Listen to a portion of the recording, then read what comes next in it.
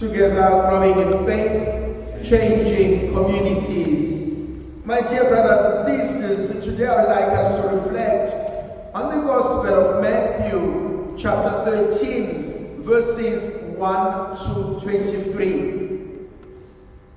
The first thing that I would like us to reflect on, the sower went out to sow. He got up and he had a mission. He had a purpose, he had a goal. He was intentional about the day. This is what I want to achieve. This is what I want to do today. And so my opening line, or the first question that I would like to pose to all of us: what do you want? What do you want for yourself? What do you want with your life? What is your purpose? What is your intention? What are your goals? If you were to look into your life, what would be your 5-year plan?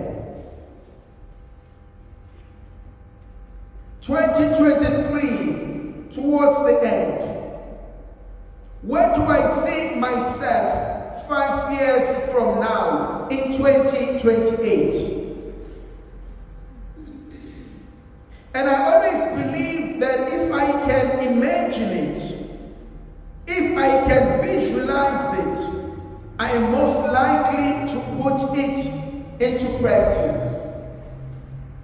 One of the most beautiful techniques that are done by students, it's what we call a road map or a mind map, where you are able to gather thoughts that are so scattered and you put them together and you said, what is the map? And the map, obviously, the mind map or the road map tells me this is where I am, this is where I'm going, this is how I get there. So often in our lives, we know what others want and expect from us. I'm expected to be a good wife. I'm expected to be a great mother. I'm expected to be a great husband. I'm expected to be a reasonable father. I'm expected to be a good child. But what do you expect of yourself? We're so good at doing and fulfilling the roles that people have placed on us, and some of us have neglected, what exactly do I want? In all of this, what is it that I want for myself? That's point number one for me. Point number two, as I begin the day, as you have begun this day, what do you want out of today? Let me bring it closer home. Why are you at Mass? What do you want? And I pray that we are not at Mass to fulfill a Sunday's obligation. I pray we are not at Mass because it is expected of us to be at Mass. What do you want? Why did you come here? You could have gone to any other churches. You could have decided not to come to Mass. You could have decided to watch online. You could have decided any other thing. But what made you say, I want to get up and I want to go to Mass? What are your intentions? Then there's a third element for me. As he goes out, he knows what he wants, so there is an expectation. And so at the end of the day, he can say, my day was productive, or he can say, I wasted my day today. And so they somehow, he can gauge himself. Then there are conditions that are placed by the author. He said, as he goes out, he plants the seed, but some fell along the path. and the birds of the air came and devoured it. There are two elements that speaks to me there. He goes out planting the seed. And for me, the seed in this instance will be your word. You know, there were times where we said somebody can be held at their words. Because what they say, it's who they are. What they say, it's what they believe. But I also believe that there is power in the word. There is power in speech. I can speak life into a situation. I can speak death into a situation. I can speak life or death into my life. I'm responsible for my life. I am responsible for my happiness. I'm responsible for my future.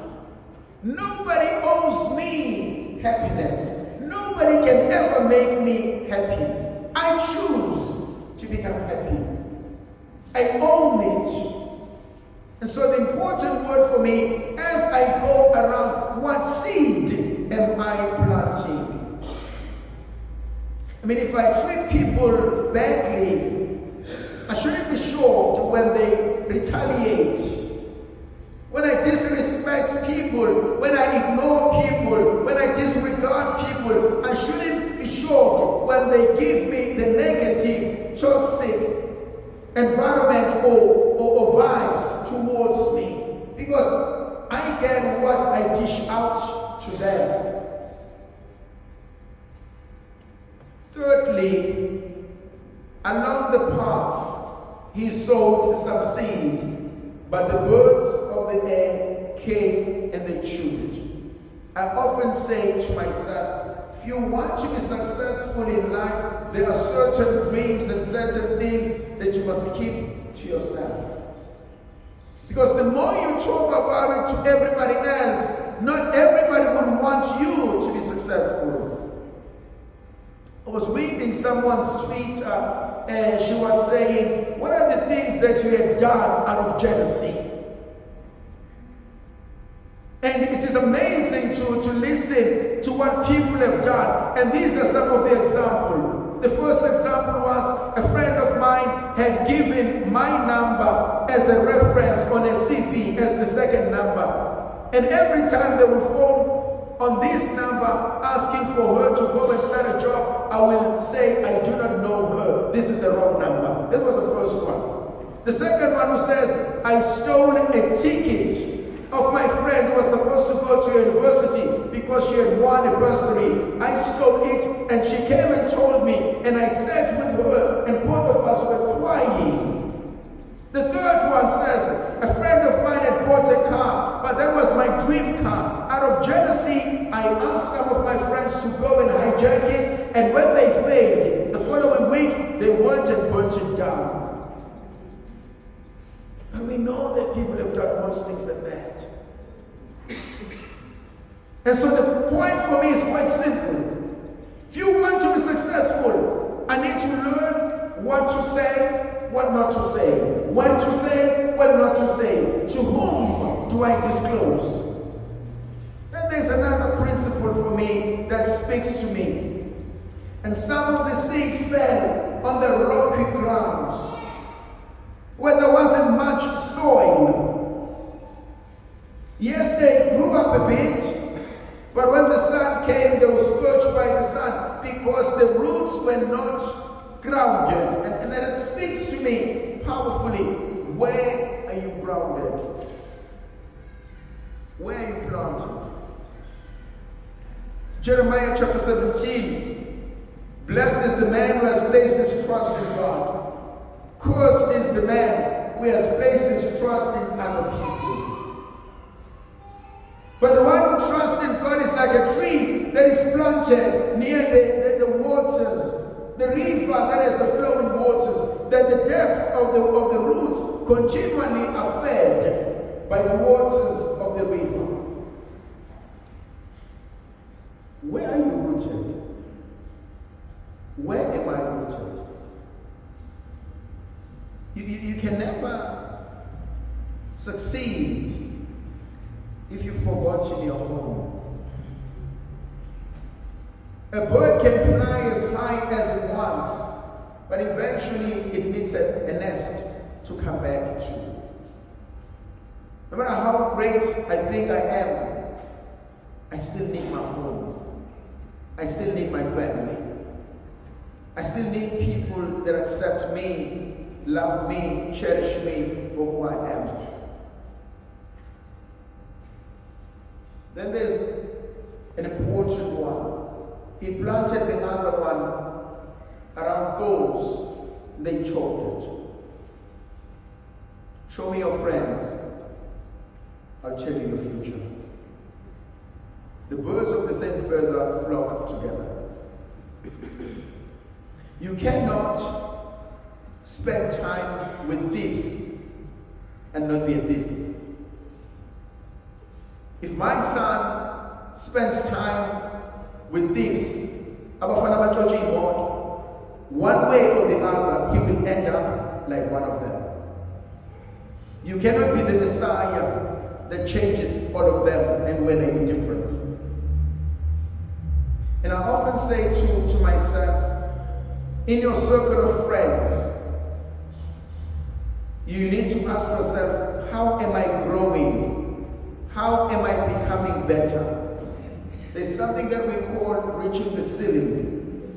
You need to learn in your circle of friends, if you've reached the ceiling, you need to jump out of that and go somewhere else. The goldfish will always remain in a small little pot, and it will not grow bigger than that. But you can't take a crayfish and put it in a little pot. You can't take a shark and put it in a little pot. Once you outgrow your friends and you stay with them, they will squash you, or the container will break.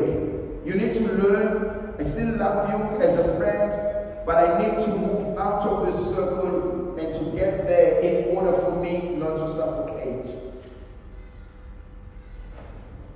How many of us have remained and sacrificed who we are for peace sake? How many of us have remained where we are and suffocated ourselves so that we don't want to wrangle the feathers, we don't want to wreck the boat? How many of us have remained in what we know is toxic, in what we know is not giving life, because we're scared what people will say? May the Virgin Mother of God continue to be with us, to protect, to bless, and to guide, the Father, the Son, and the Holy Spirit. Amen.